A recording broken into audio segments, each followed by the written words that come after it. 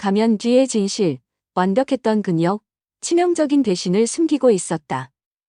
제1장, 의혹의 그림자, 그녀의 작은 변화들. 취진 후의 전화는 내 심장이 박힌 파편과도 같았다. 수화기를 내려놓은 손이 부들부들 떨렸다. 방금 전까지 멀쩡했던 세상이 한순간에 기울어진 느낌. 진우의 목소리, 그가 묘사한 아내 이서연의 모습, 그리고 그랜드 벨라지오 호텔이라는 단어가 뇌리를 떠나지 않고 미친 듯이 울려댔다. 아, 내 아내 서연이, 내가 사랑했던 그녀가 다른 남자와 호텔에? 믿을 수 없었다. 아니, 믿고 싶지 않았다. 그 밤, 나는 한숨도 자지 못했다. 캄캄한 천장을 응시하며 수없이 많은 질문을 던졌다. 진우가 잘못 본 것은 아닐까? 혹시 닮은 사람이었을 수도 있지 않을까? 하지만 진우의 확신에 찬 목소리가 귓가에 생생했다. 아니야, 분명했어. 허리에 손을 두르고 다정하게 웃으면서 들어가더라. 그 말이 송곳처럼 가슴을 후벼 팠다. 불안감과 혼란 속에서 밤을 꼬박 새웠다. 머릿속은 터질 것 같았고 심장은 제멋대로 날뛰었다. 다음 날 아침, 지옥 같은 밤이 지나고 해가 떴다. 나는 아무렇지 않은 척 평소와 다름없이 행동하려 애썼지만 속은 이미 만신창이었다. 잠시 후 침실에서 나온 이서연이 분주하게 출근 준비를 시작했다. 나는 소파에 앉아 그런 그녀의 모습을 물끄러미 바라보았다. 평소보다 화장이 조금 진한 것 같았다. 특히 그녀의 목에 둘러진 실크 스카프가 눈에 들어왔다. 처음 보는 것이었다. 은은한 광택이 흐르는 고급스러운 패턴에 딱 봐도 값비싸 보이는 스카프. 저건 뭐지? 언제 산 걸까? 아니면 선물이라도 받은 건가?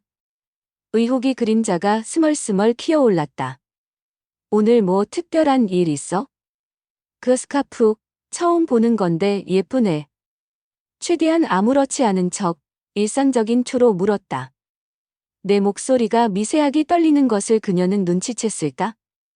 거울을 보며 립스틱을 바르던 서연의 손이 순간 멈칫하는 것을 나는 놓치지 않았다. 그녀는 잠시 당황한 기색을 보였지만 이내 표정을 갈무리하며 아무렇지 않다는 듯 대답했다. 아, 이거? 그냥 오늘 중요한 클라이언트 미팅이 있어서 좀 신경 써봤어요. 선물 받은 거예요. 얼마 전에. 선물. 누구에게? 묻고 싶은 말이 목구멍까지 차올랐지만 차마 입 밖으로 내뱉지 못했다. 그녀의 대답에서 느껴지는 미세한 떨림, 평소와 다른 부자연스러움이 내 의심을 더욱 증폭시켰다. 그녀는 내 눈을 제대로 마주치지 못하고 서둘러 현관을 나섰다. 다녀올게요. 그녀의 목소리는 이상하리만치 가벼웠다. 텅 빈 집안에 홀로 남겨진 나는 깊은 한숨을 내쉬었다. 서연이 사라진 현관문만 멍하니 바라보았다. 그녀가 나간 후 집안의 공기는 더욱 차갑게 느껴졌다. 나는 소파에 무너지듯 주저앉아 서연의 다른 변화들을 하나씩 떠올리기 시작했다. 언제부터였을까? 그녀의 잦은 야근과 회식. 밤늦은 귀가. 가끔 몰래 숨어서 받는 듯한 은밀한 통화들. 언제나 액정이 바닥을 향하도록 뒤집어 놓는 휴대폰. 그리고 가장 결정적인 변화는 우리 사이의 온도였다. 한때는 세상 전부였던 서로의 온기가 언제부턴가 싸늘하게 식어버렸다. 부부관계는 이미 오래전에 소원해져 있었다. 마치 투명한 유리벽이 우리 사이에 놓인 것처럼 함께 있어도 함께 있는 것 같지 않았다. 과거 서연과의 행복했던 기억들이 파노라마처럼 스쳐 지나갔다. 처음 만났을 때의 설렘, 함께 웃고 울었던 수많은 시간들, 영원을 약속했던 결혼식 날의 맹세까지. 그 모든 것이 꿈이었던가? 지금 이 불안하고 고통스러운 현실이 믿기지 않았다. 가슴 한구석이 답답하게 죄어왔다. 혹시 내가 너무 예민한 걸까? 그냥 피곤해서, 스트레스가 심해서 그런 건 아닐까? 아니면 내 불길한 예감이, 이 끔찍한 의심이 정말 현실인 걸까? 수백 번 스스로에게 질문을 던지며 끝없는 혼란 속을 헤맸다. 머릿속이 복잡하게 얽혀 아무것도 생각할 수 없었다. 진실을 아는 것이 두려웠지만 이대로 모른 척 살아갈 자신도 없었다. 퇴근 시간이 되자 나는 무작정 서연의 회사 넥스트 커넥트가 있는 강남으로 향했다. 혹시나 하는 마음에 회사 근처를 몇 시간이고 갤레했지만 그녀의 모습은 보이지 않았다. 어쩌면 그녀는 이미 퇴근했거나 아니면 내가 모르는 다른 곳에서 다른 시간을 보내고 있는지도 몰랐다. 결국 별다른 소득 없이 무거운 발걸음을 옮겨 집으로 돌아왔다. 텅 빈 집은 여전히 싸늘했다. 그날 밤 서연은 새벽 1시가 넘어서야 돌아왔다. 현관문 열리는 소리에 잠에서 깼지만 나는 자는 척 눈을 감고 있었다. 그녀에게서는 술 냄새 대신 낯선 향수 냄새가 희미하게 풍겨왔다. 진하고 매혹적이지만 내게는 한없이 차갑고 불길하게 느껴지는 향이었다. 그녀는 고단한 듯 짧은 한숨을 내쉬며 욕실로 향했다. 나는 더 이상 참을 수 없었다. 오늘도 많이 늦었네. 미치는. 잘 끝났어? 내 목소리는 잠겨 있었고 스스로도 놀랄 만큼 차가웠다. 샤워를 마치고 나온 서연은 내 물음에 짧게 대답했다. 응, 힘들었어. 나 먼저 잘게. 그녀는 나를 쳐다보지도 않고 침실로 들어가 버렸다. 대화를 피하는 것이 분명했다. 나는 어둠이 내린 거실 소파에 홀로 앉아 깊은 절망감에 휩싸였다. 차라리 모든 것이 꿈이었으면, 아니, 차라리 이 모든 의심이 나의 터무니없는 망상이기를 바랐다. 하지만 그녀의 행동 하나하나가, 그녀에게서 풍기는 낯선 향기가 내 의심에 확신을 더해주고 있었다. 더 이상은 이렇게 살 수 없었다. 이 불안과 의심의 지옥에서 벗어나야 했다. 그래, 진실을 알아내야 해. 그게 무엇이든 내 눈으로 직접 확인해야겠어. 어둠 속에서 나는 조용히, 하지만 단단하게 결심했다. 그녀의 모든 비밀을 파헤치고 이 지긋지긋한 의심의 사슬을 끊어버리겠다고. 그 결심은 내 안에 무언가를 끼뜨리는 소리와 함께 시작되었다. 다음 날, 나는 그녀의 가장 사적인 공간, 그녀의 노트북을 열어보기로 마음먹었다. 미안함과 죄책감이 밀려왔지만 진실을 향한 갈망이 모든 것을 압도했다. 그의 손은 떨렸지만 눈빛은 그 어느 때보다 단호했다. 떨리는 손으로 노트북을 열었을 때 암호 입력창이 나를 맞이했다. 혹시나 하는 마음에 입력한 우리의 결혼기념일. 노트북은 소리 없이 잠금을 해제했다. 판도라의 상자는 그렇게 너무나도 허무하게 열리고 말았다. 제2장 판도라의 상자, 노트북 속 기밀 대화. 노트북 화면이 밝아지자 내 심장은 불안감으로 요동치기 시작했다. 이서연은 아직 샤워 중이었다. 그녀가 나오기 전에 모든 것을 확인해야만 했다. 어젯밤 진실을 알아내기로 결심한 순간부터 나는 이미 돌아올 수 없는 강을 건넌 것일지도 몰랐다. 미안함과 죄책감 따위는 사치였다. 지금 내게 중요한 것은 오직 하나, 감춰진 진실을 마주하는 것뿐이었다. 결혼 기념일. 너무나 아이러니컬하게도 우리의 가장 행복했던 순간을 기리는 날짜가 그녀 기밀의 문을 여는 열쇠가 될 줄이야. 나는 떨리는 손가락으로 익숙한 숫자 4개를 눌렀다. 화면이 바뀌고 서연의 바탕화면이 나타났다. 그녀가 좋아하는 화가의 풍경화였다. 평화로운 그림과 달리 내 마음은 폭풍전야처럼 고요한 긴장감만이 감돌았다. 마우스 커서를 움직여 메신저 프로그램을 실행시켰다. 심장이 미친 듯이 방만이질했다. 제발 아무것도 아니기를. 내 예상이 틀렸기를. 하지만 그런 기대는 산산조각 나는데 오랜 시간이 걸리지 않았다. 가장 최근 대화 상대 목록 제일 위에 뜬 이름. 팀장님 붉은 심장. 하트 표시라니. 가슴이 철렁 내려앉았다. 그 팀장님이라는 작자가 바로 박시후, 서연의 상사라는 것을 직감적으로 알 수 있었다. 마음 한구석에서는 애써 부정하려 했지만 손은 이미 그 대화창을 클릭하고 있었다.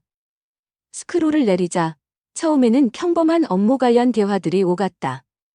보고서 마감일, 클라이언트 미팅 일정, 프레젠테이션 자료 수정 요청 같은 것들. 하지만 스크롤을 내릴수록 대화의 분위기가 미묘하게 변해갔다. 업무 이야기 사이사이에 섞여드는 사적인 농담들, 서로를 향한 과도한 칭찬, 그리고 의심스러운 약속들. 오늘 입은 원피스, 정말 아름다웠어요. 서연 씨, 회의 내내 눈을 뗄 수가 없었네요. 에이, 팀장님도 참, 덕분에 오늘 프레젠테이션 잘 마칠 수 있었어요. 정말 감사해요. 다음 주말, 그때 거기서 뵐 수 있을까요? 붉은 심장. 물론이죠. 서연 씨, 나도 손꼽아 기다리고 있겠습니다. 손끝이 차갑게 식어갔다. 숨이 제대로 쉬어지지 않았다. 그때 거기서라니. 그곳이 어디란 말인가? 분노와 배신감이 온몸의 피를 역류시키는 듯했다. 머리가 뜨거워지고 눈앞이 캄캄해졌다. 아니, 이건 꿈일 거야. 현실일 리 없어. 하지만 현실은 더욱 잔인했다. 최근 날짜의 대화에는 더욱 노골적이고 충격적인 내용이 담겨 있었다. 자기야, 이번 주 토요일 비워놨지? 그랜드 벨라지오 호텔 707호. 먼저 가서 기다리고 있을게. 보고 싶어 미치겠다. 자기야라는 호칭과 함께 선명하게 찍힌 호텔 이름과 객실 번호. 그랜드 벨라지오 호텔. 며칠 전 친구 최진우가 서연을 목격했다던 바로 그 호텔이었다. 온몸에 힘이 빠져나가는 느낌이었다. 박시훈은 서연에게 어떤 존재이길래 그녀는 나에게 단 한 번도 보여주지 않았던 저런 애교 섞인 말투와 하트 이모티콘을 남발하는 걸까? 단순한 불륜 상대라고 하기엔 무언가 더 깊고 질긴 관계가 있는 것 같았다. 혹시 서연이가 약점이라도 잡힌 건 아닐까? 아니면 저놈이 서연이를. 하지만 이어지는 서연의 답장은 내 마지막 한 조각 희망마저 부숴버렸다. 네, 팀장님 아니. 오빠. 저도 너무너무 보고 싶어요. 토요일만 기다리고 있어요. 붉은 심장 붉은 심장 붉은 심장. 배신감에 몸서리치던 나는 본능적으로 USB를 꺼내 노트북에 연결했다. 이 모든 대화 내용, 주고받은 사진들, 그리고 혹시나 싶어 찾아본 이메일함에서 발견한 호텔 예약 확인서까지. 닥치는 대로 증거들을 쓸어 담았다. 특히 내 가슴을 후벼 팠던 것은 그들이 주고받은 사진들이었다. 사진 속 서연은 내가 단 한 번도 본 적 없는 세상을 다 가진 듯 행복한 미소를 짓고 있었다. 박시후의 어깨에 기대어 혹은 그의 팔짱을 끼고 환하게 웃는 모습. 그 사진들은 마치 내게 이게 진짜 이서연의 모습이야. 넌 아무것도 몰랐던 거지? 라고 비웃는 것만 같았다. 분노가 치밀어 올라 이를 악물었다. 그때였다. 쏴 하던 샤워기 소리가 멈추고 욕실 문고리가 돌아가는 소리가 들렸다. 심장이 덜컥 내려앉았다. 나는 미친 듯이 USB를 뽑고 노트북을 잽싸게 닫았다. 원래 있던 자리에 최대한 아무렇지 않게 가져다 놓았지만 손은 사정없이 떨리고 있었다. 식은땀이 등줄기를 타고 흘러내렸다. 오, 아직 안 나갔어? 샤워를 마치고 나온 서연이 수건으로 머리를 털며 물었다. 그녀의 목소리는 평소와 다름없이 태연했다. 나는 애써 아무렇지 않은 척 신문을 보고 있던 신용을 하며 대답했다. 오늘 좀 늦게 나가도 돼서. 차마 그녀의 얼굴을, 그녀의 눈을 마주볼 수가 없었다. 그녀는 내 이상한 김새를 전혀 눈치채지 못한 듯 화장대 앞에 앉아 다시 분주하게 화장을 시작했다. 방금 전까지 내가 그녀의 추악한 비밀을 두 눈으로 똑똑히 확인했다는 사실을 그녀는 꿈에도 모르고 있겠지. 그 위선적인 모습에 구역질이 치밀었다. 그날 밤 나는 수집한 증거들을 다시 한번 확인하며 뜬 눈으로 밤을 지새웠다. USB 안에 담긴 사진과 대화 내용들은 볼 때마다 내 심장을 날카롭게 핥히었다. 이게 정말 내 아내란 말인가? 우리가 함께 했던 시간들, 그 모든 것이 거짓이었단 말인가? 머릿속이 터질 것 같았다. 이 엄청난 배신을 어떻게 감당해야 할지, 앞으로 무엇을 어떻게 해야 할지 도무지 알 수가 없었다. 친구 최진우에게 전화해서 이 모든 것을 털어놓고 싶은 충동이 몇 번이고 일었지만 가까스로 참아냈다. 아직은 때가 아니었다. 감정적으로 대응하기보다는 더 확실한 물증, 빼도 박도 못할 증거를 잡아야 했다. 그들이 약속한 날짜는 바로 다음 주 토요일. 그래, 그날 모든 것을 끝장낼 것이다. 내 눈으로 직접 그들의 추악한 미래를 확인하고 이 지옥 같은 관계에 종지부를 찍으리라. 배신감은 차가운 분노로, 분노는 냉정한 결의로 견해가고 있었다. 그날 이후 나는 단 하루도 예전의 강민준으로 돌아갈 수 없었다. 내 안에 무언가가 완전히 부서져 버렸으니까. 나는 그저 다가올 토요일만을 기다리는 복수의 화신이 되어가고 있었다.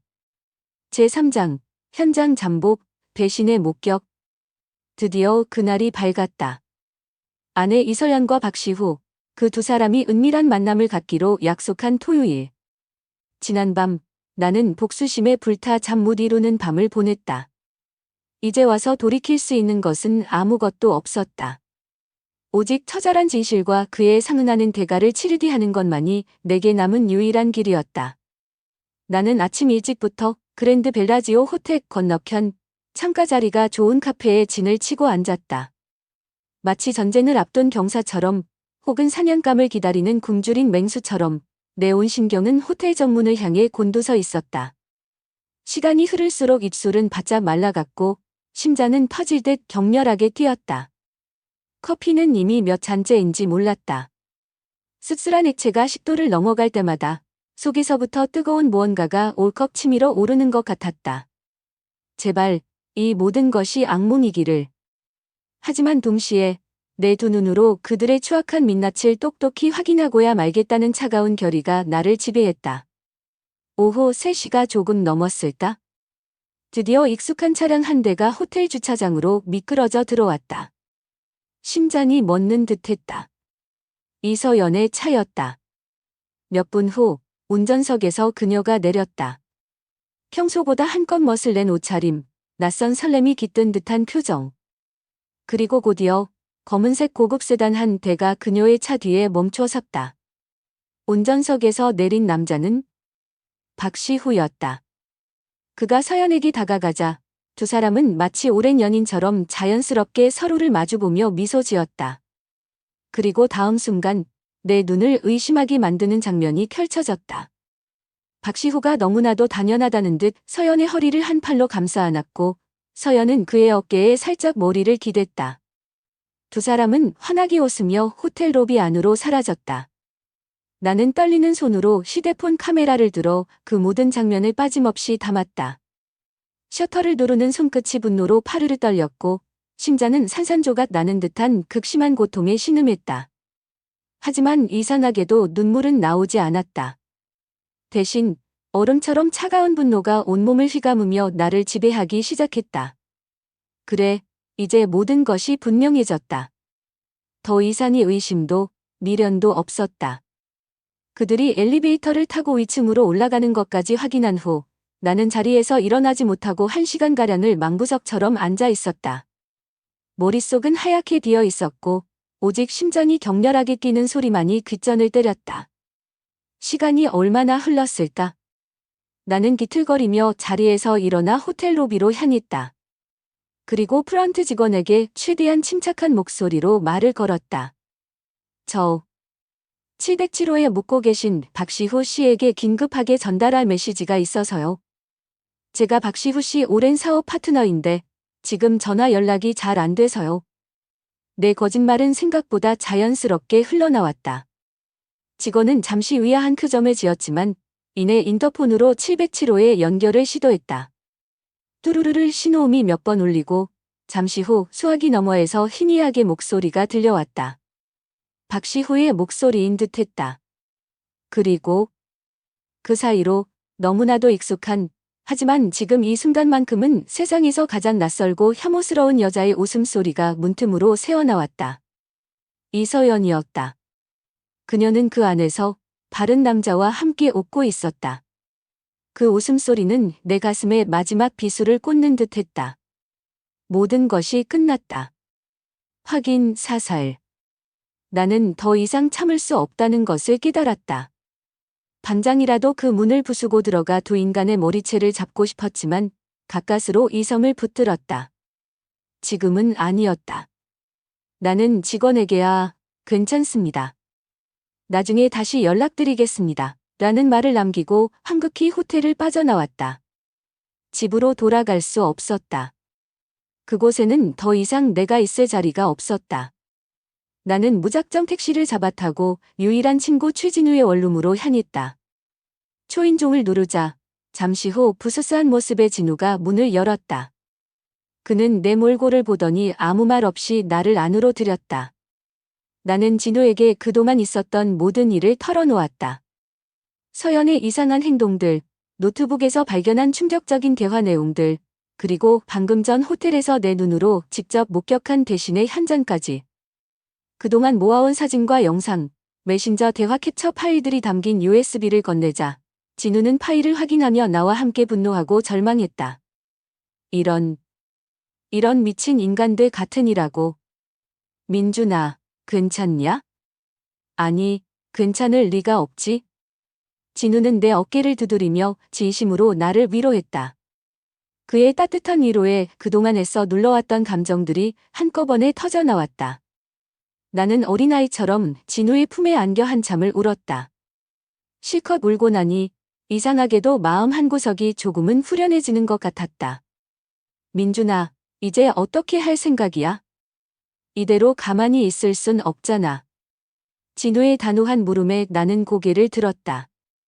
눈물은 멈췄지만 눈빛은 차갑게 빛나고 있었다. 변호사를 알아봐야겠어? 이 결혼 여기서 끝낼 거야? 그리고 저 두 사람 반드시 내가 겪은 고통만큼, 아니 그 이상의 대가를 치르게 할 거야. 내 목소리에는 한치의 망설임도 없었다. 더 이상 과거의 강민주는 없었다. 아내의 배신은 나를 완전히 다른 사람으로 만들어 버렸다. 나는 그날 밤 진우의 작은 원룸에서 뜬 눈으로 밤을 새우며 앞으로의 치밀한 계획들을 세웠다. 서연에게 곧장 이 사실을 따지고 감정적으로 싸우는 대신 더 확실하고 결정적인 증거들을 모으고 법적으로 완벽하게 그들을 심판대에 세울 준비를 하기로 마음먹었다. 이것은 단순한 이혼이 아니었다. 이것은 배신자에 대한 처절한 복수극의 서막이었다. 그리고 그 복수는 이제 막 시작되려 하고 있었다. 며칠 후 나는 진우가 소개해준 이혼 전문 변호사 사무실의 문을 두드리게 될 것이다. 내 손에는 그들의 모든 추악한 기밀이 담긴 USB가 단단히 들려있을 터였다. 제4장, 심판의 서막, 변호사, 그리고 예상치 못한 정보. 며칠 후 나는 친구 최진우가 소개해준 이혼 전문 변호사 사무실 문 앞에 서 있었다. 심호흡을 한 번 크게 하고 무거운 문을 밀고 들어섰다. 손에 쥔 USB에는 그동안 내가 모은 이서연과 박시후의 모든 추악한 비밀이 담겨 있었다. 이것이 바로 그들을 심판대에 세울 결정적 증거들이었다. 변호사는 차분한 인상이었지만 날카로운 눈빛을 가지고 있었다. 나는 준비해 간 자료들을 테이블 위에 올려놓으며 떨리는 목소리로 그동안의 일들을 설명하기 시작했다. 변호사는 내가 제시한 사진, 영상, 그리고 노트북 메신저 대화 내용과 호텔 예약 내역 등을 꼼꼼히 살폈다. 그의 미간이 점차 좁아지는 것을 보며 나는 마른 침을 삼켰다. 모든 자료 검토를 마친 변호사는 안경을 고쳤으며 입을 열었다. 강민준 씨, 증거가 매우 명확하고 구체적입니다. 이 정도면 이혼 소송은 물론이고 박시후 씨에 대한 상간자 위자료 청구 소송에서도 승소할 가능성이 매우 높습니다. 정신적인 피해 보상도 충분히 받으실 수 있을 겁니다. 그의 단호한 말에 나는 그동안 억눌렀던 안도감과 함께 더욱 깊은 슬픔을 느꼈다. 결국 내 의심이, 내 불안이 모두 현실이었음이 법률 전문가의 입을 통해 다시 한번 확인된 셈이니까. 상담을 이어가던 중 변호사가 박시후라는 이름을 듣고 잠시 생각에 잠기는 듯했다. 잠시만요, 박시후 씨라면? 혹시 넥스트 커넥트의 그 박시후 팀장 말씀이십니까? 네, 맞습니다. 이서연, 아니 제 아내의 직장 상사입니다. 변호사는 고개를 끄덕이며 알 수 없는 표정을 지었다. 그리고는 조심스럽게 말을 이었다. 그 사람, 사실 업계에서 평판이 썩 좋지 않습니다. 특히 여직원 관련해서 불미스러운 소문들이 좀 있었죠. 예상치 못한 정보였다. 변호사는 박시후가 과거에도 몇 차례 비슷한 문제로 구설에 올랐었고 그때마다 회사가 교묘하게 사건을 무마했다는 이야기까지 덧붙였다. 어쩌면 단순한 불륜이 아닐 수도 있다는 건가? 이서연이 박시후의 권력 형성이롬이나 직장 내 괴롭힘의 피해자의 가능성도 있을까? 아주 잠깐, 아주 짧은 순간 그런 생각이 스쳐 지나갔다. 하지만 곧 노트북에서 보았던 서연의 적극적이고 애교 넘치는 메시지들, 박시후와 함께했을 때 그토록 행복해 보였던 그녀의 미소가 떠올랐다. 아니, 그건 아니었다. 그녀는 명백한 가해자이자 배신자였다. 그 생각은 흔들리지 않았다. 나는 변호사와 함께 앞으로의 소송 전략에 대해 구체적으로 논의했다. 증거는 충분했지만 나는 이서연에게 마지막으로 직접 대면하여 진실을 밝히고 내 결정을 통보할 기회를 주기로 했다. 어쩌면 그건 그녀를 위한 마지막 배려가 아니라 내 스스로 이 지긋지긋한 관계에 마침표를 찍기 위한 의식이었을지도 모른다. 나는 서연에게 주말 저녁 식사를 제안했다. 그녀는 의외로 순순히 응했다. 약속 장소는 강남의 한 고급 레스토랑, 외부의 시선이 차단된 프라이빗 룸이었다. 나는 약속 시간보다 조금 일찍 도착해 테이블 한가운데에 증거가 담긴 USB와 함께 그들의 다정한 모습이 담긴 사진 몇 장을 보란듯이 올려놓았다. 심장은 여전히 불안하게 뛰었지만 이제는 두렵지 않았다. 잠시 후 이서연이 도착했다. 평소보다 더 신경 써서 차려입은 모습이었지만 어딘지 모르게 불안한 기색이 역력했다. 무슨 일이야? 갑자기 이런 데서 보자고 하고. 어색한 침묵을 먼저 깬 것은 그녀였다. 나는 물 한 모금을 마시고 천천히 입을 열었다. 서연아, 우리 결혼에 대해서 이제는 정말 진지하게 할 얘기가 있어? 내 목소리는 생각보다 차분했다. 나는 테이블 위에 USB를 턱짓으로 가리켰다. 이 안에 당신과 박시후 팀장, 두 사람의 모든 것이 담겨 있어. 순간 서연의 얼굴이 조미장처럼 하얗게 질렸다. 그녀의 눈동자가 심하게 흔들리기 시작했다. 무슨 소리야, 민준 씨, 갑자기 왜 그래? 그녀는 애써 태연한 척했지만 목소리는 이미 심하게 떨리고 있었다. 나는 말없이 그녀 앞에 사진 몇 장을 밀어 놓았다. 호텔 로비에서 박시후와 다정하게 팔짱을 끼고 웃고 있는 사진, 노트북 메신저의 은밀한 대화들, 호텔 예약 내역까지. 사진을 본 서연의 눈에서 결국 눈물이 터져 나왔다. 그녀는 고개를 숙인 채 한참을 흐느꼈다. 그리고는 떨리는 목소리로 용서를 구하기 시작했다. 민준 씨. 미안해. 정말 미안해. 내가 다 잘못했어. 한 번만. 제발 한 번만 용서해주면 안 될까? 그녀의 눈물은 진심처럼 보였지만 이미 내 마음은 차갑게 식어 있었다. 수많은 밤을 지새우며 흘렸던 내 눈물에 비하면 그녀의 눈물은 너무나 가볍고 위선적으로 느껴졌다. 미안하다는 말로 끝날 일이 아니야, 서연아. 내 목소리는 얼음장처럼 차가웠다. 난 이 결혼 여기서 끝낼 거야. 그리고 박시후, 그 인간도 당신과 똑같이 법의 심판을 받게 할 거야. 상간자 소송 진행할 거야. 뭐라고? 소송까지. 민준 씨, 제발. 박 팀장님, 회사에서 정말 중요한 분이란 말이야. 이 일 알려지면 내 경력도 그 사람 경력도 모두 끝장이야. 제발 이렇게까지는 하지 말아줘. 서연은 내 바짓가랑이라도 붙잡을 듯 애원했다. 자신의 안위와 박시후의 경력만을 걱정하는 그녀의 모습에 실망감을 넘어선 혐오감이 치밀었다. 나는 자리에서 일어섰다. 더 이상 그녀와 같은 공간에 있는 것조차 견딜 수 없었다. 그건 당신과 그 사람이 알아서 감당해야 할 몫이지. 더 이상 내 알바 아니야. 나는 마지막 말을 차갑게 내뱉고 뒤도 돌아보지 않은 채 프라이빗 룸을 나섰다. 식당을 나오는 내 발걸음은 천근만근 무거웠지만 이상하게도 마음 한구석은 오히려 단단하게 굳어지는 것을 느꼈다. 이제 정말 모든 것이 끝났다는 안도감이었을까? 아니면 이제부터 시작될 길고 긴 싸움에 대한 비장한 각오였을까? 밤바람이 싸늘하게 얼굴을 스쳤다. 나는 텅 빈 거리 위로 힘겹지만 단호한 첫발을 내디뎠다. 심판의 서막은 이미 올랐고 나는 더 이상 망설이지 않을 것이다. 소송이 시작되면 모든 것이 폭풍처럼 휘몰아치겠지. 하지만 나는 그 폭풍을 정면으로 맞설 준비가 되어 있었다. 제5장 폭풍이 지나간 자리, 새로운 시작의 빛. 예상했던 대로 이혼 소송과 박시후에 대한 상단자 위자료 청구 소송은 시작부터 거센 폭풍처럼 내 삶을 핥히었다. 모든 것을 끝내겠다는 단단한 결심과는 별개로 소송 과정은 생각보다 훨씬 더 지독하고 지난했다. 법정에 서서 그들의 추악한 관계를 증명하고 배신으로 얼룩진 결혼 생활을 낱낱이 이야기하는 것은 매 순간 살점을 도려내는 듯한 고통이었다.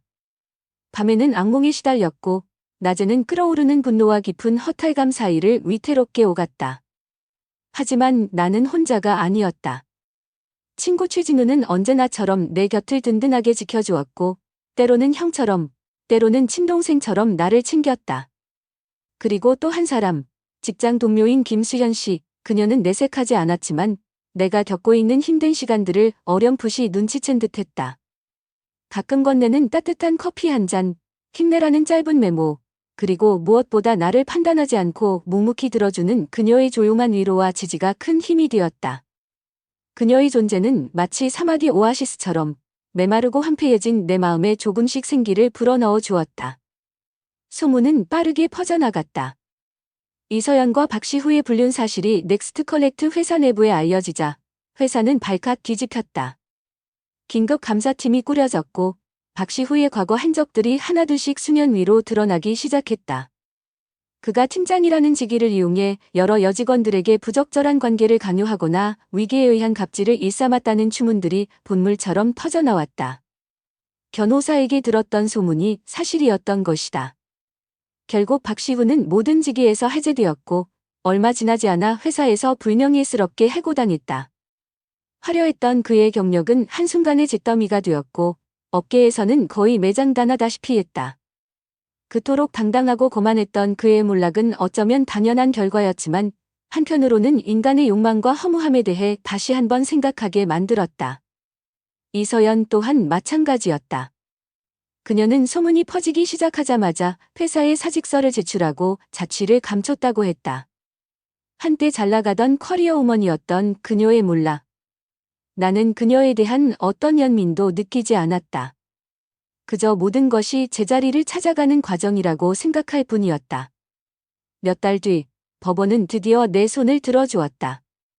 이혼 청구는 인용되었고 박시후에게는 내가 청구한 금액보다 더 많은 액수의 위자료를 지급하라는 판결이 내려졌다. 재산 분할 역시 합리적으로 이루어졌다. 길고 길었던 법적 다툼이 모두 끝나는 순간 나는 법원 계단을 내려오며 한동안 하늘을 올려다보았다. 후련함과 동시에 밀려오는 깊은 허무감. 하지만 이제 정말 모든 것이 끝났다는 생각에 아주 오랜만에 마음 한구석이 가벼워지는 것을 느꼈다. 모든 법적 절차가 마무리된 후 나는 가장 먼저 살던 아파트를 처분했다. 그곳에는 이서연과의 행복했던 기억만큼이나 고통스러웠던 대신의 기억 또한 너무나 많이 남아 있었기 때문이었다. 나는 서울 외곽이 조용하고 한적한 동네에 작은 오피스텔을 얻어 새로운 보금자리를 마련했다. 넓지는 않았지만 오롯이 나만을 위한 공간이었다. 새로운 집에서의 생활은 처음에는 낯설었지만 점차 안정을 찾아갔다.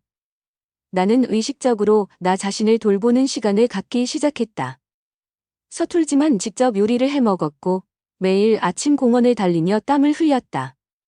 저녁에는 좋아하는 책을 읽거나 잔잔한 음악을 들으며 복잡했던 마음을 다스렸다. 그 시간들은 마치 상처 입은 짐승이 스스로의 상처를 핥아 치유하듯 나에게는 꼭 필요한 회복의 과정이었다. 직장에서도 변화가 찾아왔다. 예전에 무기력하고 의욕 없던 모습에서 벗어나 업무에 집중하기 시작하자 주변 동료들과 상사들의 평가도 눈에 띄게 좋아졌다. 민준 씨, 요즘 얼굴이 정말 좋아졌어요. 보기 좋습니다. 가끔 건네는 동료들의 말 한마디가 큰 격려가 되었다. 그러던 어느 주말이었다. 회사에서 가끔 마주치며 안부를 묻던 김수현 씨가 조심스럽게 내게 말을 걸어왔다.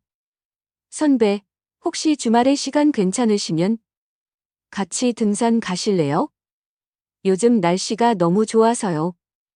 예상치 못한 제안이었다. 나는 잠시 망설였다. 아직 누군가와 함께 시간을 보내는 것이 조금은 어색하고 부담스러웠기 때문이었다. 하지만 항상 밝고 긍정적인 에너지를 풍기는 그녀의 환한 미소를 보니 이상하게 용기가 생겼다. 좋아요. 수현 씨, 저도 요즘 몸이 좀 찌뿌둥했는데 잘 됐네요. 우리는 다음 날 아침 북한산으로 향했다. 맑고 상쾌한 공기를 마시며 푸르른 숲길을 걷는 것은 정말 오랜만이었다. 우리는 많은 대화를 나누지는 않았지만 함께 걷는 것만으로도 편안함을 느꼈다. 그녀는 가끔 재미있는 이야기를 건네며 나를 웃게 만들었고 힘든 오르막길에서는 말없이 내 손을 잡아주기도 했다. 드디어 산 정상에 도착했을 때 눈앞에 펼쳐진 아름다운 서울의 풍경은 그동안 내 마음을 짓누르던 모든 시름을 잠시나마 잊게 해주었다. 가슴이 벅차올랐고 아주 오랜만에 진정한 마음의 평화를 느낄 수 있었다. 선배, 요즘 정말 보기 좋아요. 예전에는 뭔가 좀 어둡고 힘들어 보였는데 지금은 훨씬 편안해 보여요. 산 아래를 내려다보며 수현 씨가 조용히 말했다. 그녀의 말에 나는 가만히 고개를 끄덕였다. 그녀의 말처럼 나는 정말 괜찮아지고 있는지도 몰랐다. 고마워요. 수현 씨, 다. 수현 씨 덕분이에요. 내 진심 어린 말에 그녀는 환하게 웃었다. 그 순간 나는 내 마음속 길고 길었던 겨울이 서서히 끝나가고 있음을 예감했다. 아직 새로운 사랑을 시작할 준비는 되지 않았지만 얼어붙었던 내 마음에 아주 작고 따뜻한 희망의 씨앗 하나가 조심스럽게 싹을 틔우고 있었다. 폭풍은 지나갔고 이제 내 앞에는 새로운 시작의 빛이 비치고 있었다. 에필로그, 상처 위에 핀 꽃, 진정한 행복을 찾아서. 그렇게 시간이 흘러 폭풍 같았던 모든 일이 있고 꼭 1년이 지났다. 나는 이제 완전히 다른 삶을 살고 있었다.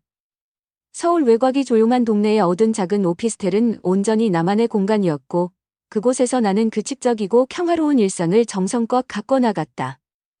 아침 일찍 일어나 창문을 열고 상쾌한 공기를 마시며 요가로 하루를 시작했고 직접 건강한 식사를 챙겨 먹었다. 주말에는 직장 동료였던 김수현 씨와 함께 소소하지만 행복한 데이트를 즐겼다. 수현 씨와의 관계는 천천히 하지만 분명하게 깊어졌다. 우리는 아직 서로에게 조심스러웠지만 함께하는 시간 속에서 깊은 신뢰와 따뜻한 편안함을 느낄 수 있었다. 그녀의 맑은 미소와 긍정적인 에너지는 지난 상처로 얼룩졌던 내 마음에 부드러운 햇살처럼 스며들었다. 문득 과거 이서연과의 결혼 생활을 떠올릴 때도 있었다. 하지만 이상하게도 더 이상 가슴을 쥐어짜는 듯한 아픔이나 불타는 분노는 느껴지지 않았다. 마치 오래된 앨범 속 빛바랜 사진을 보는 것처럼 아련하지만 무덤덤한 감정만이 남았다. 그 지독했던 경험을 통해 나는 나 자신을 더 깊이 사랑하는 법을 배웠고 타인의 아픔과 불완전함을 조금이나마 이해할 수 있게 되었다고 그렇게 믿고 싶었다. 어쩌면 그것이 내가 그 모든 고통 속에서 얻은 유일한 교훈일지도 몰랐다. 그러던 어느 늦가을 오후 나는 우연히 길에서 한때 내 아내였던 이서연을 마주쳤다. 한눈에 봐도 몹시 초췌하고 지쳐 보이는 모습이었다. 화려했던 그녀의 과거는 온데간데 없었고 깊은 절망과 후회가 그녀의 얼굴에 그늘처럼 드리워져 있었다. 그녀는 나를 발견하고는 화들짝 놀라며 고개를 숙였고 마치 도망치듯 황급히 자리를 피했다. 나는 그런 그녀의 뒷모습을 잠시 바라보았지만 어떤 복잡한 감정도 일어나지 않았다. 그저 내 갈 길을 담담히 걸어갈 뿐이었다.